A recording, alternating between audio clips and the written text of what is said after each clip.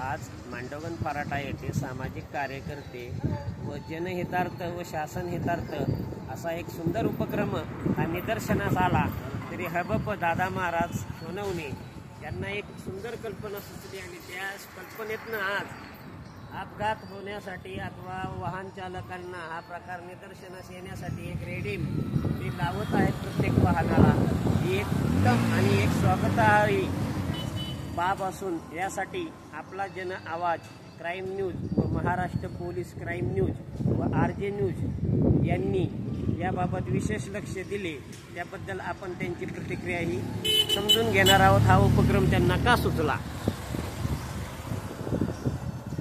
आपल्याला हा उपक्रम कसा काय सुचला आणि आपल्याला हा का करावेसे वाटले, त्याबद्दल आपण आपला जन आवाज क्राईम न्यूज आणि महाराष्ट्र पोलीस क्राईम न्यूज व RJ न्यूजला आपण एक विशेष आपली एक प्रतिक्रिया द्यावी।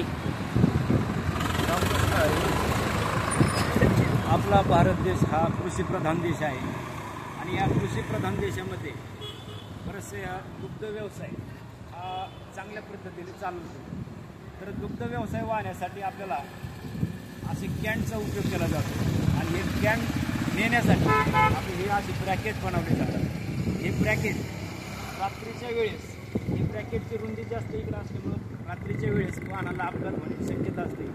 काही मुलं साईडने चालले तर ते काही वेळेस धडकलेली आहेत। त्यावेळेस आपल्याला मला असं वाटलं की जर ह्या ब्रॅकेटला जर आपण रेडियम वगैरे असं काही स्टिकर चिटकवलं तर ती रात्रीच्या वेळेस चमकलं पाहिजे, जेणेकरून लांब गाडी आहे तोपर्यंत आपल्याला समजलं पाहिजे की पुढं गाडी आहे आणि गाडीच्या बाजूला बरंचसं काहीतरी आहे।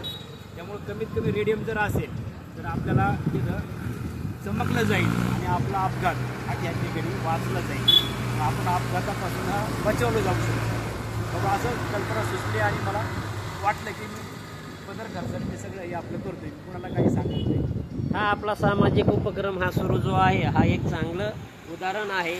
त्याहीपेक्षा आज मांडवगण फराटा आहे अपघातग्रस्त क्षेत्र जाहीर होत आहे असं समजायला काही हरकत नाही। का वाढता वाहनांचा वेग आणि वाहनांची संख्या आज आपण जर पाहतोय भरधाव वेगामध्ये वाहनं चालतात आणि ह्या वाहनांमुळं अपघात हे मांडवगण फराटामध्ये होत असल्याचं प्रमाण दिवसोदिवस वाढत आहे। त्यामध्ये अल्पवयीन मुलेही वाहने चालवतात, त्यांचे पालकही कोणत्या प्रकारची काळजी घेत नाहीत आणि आजपर्यंत अपघाताच्या भयंकर घटना या मांडवगण फराटा या भागामध्ये घडत असून मांडवगण फराटा हे भविष्यात अपघात कार्यक्षेत्र तर होणार नाही ना, याबद्दल त्यांचा हा उपक्रम एकदम चांगला आहे, स्वागतार्ह आहे। त्याबद्दल मांडवगण फराटा येथील सर्व ग्रामस्थांमधून विशेष त्यांचे अभिनंदन व कौतुकास्पद हा उपक्रम असल्यामुळे त्यांच्या या उपक्रमाकडे पाहण्याचा दृष्टिकोन हा खूप छान आहे।